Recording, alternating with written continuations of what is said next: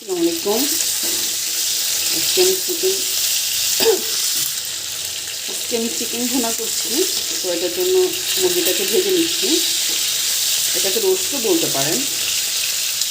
তো সহজে মজাদার ঘরোয়া অল্প মশলা দিয়ে রান্না করছি। আগে যেভাবে লাল লাল করে মশলাটা করে ভেজে নিলাম, দিয়ে দিলাম তেজপাতা, গরম মশলা, এলাচ, লং। এটার সাথেই দিয়ে দিলাম পেঁয়াজ। আমি যে তেল দিয়ে চিকেন ভেজেছি সেটার মধ্যে দিচ্ছি। অনেক মজা হয়।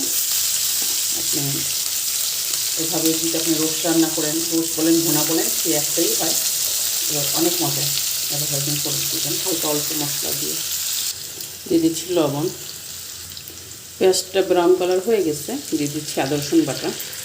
আপনার পরিমাণ মতো আন্দাজ করে দিয়ে দেবেন। দিয়ে দেবো টমেটো, দিয়ে দিচ্ছি হলুদ ফাঁকি, দিয়ে দিচ্ছি মরিচ, ধনিয়া, জিরা, অল্প একটু পানি।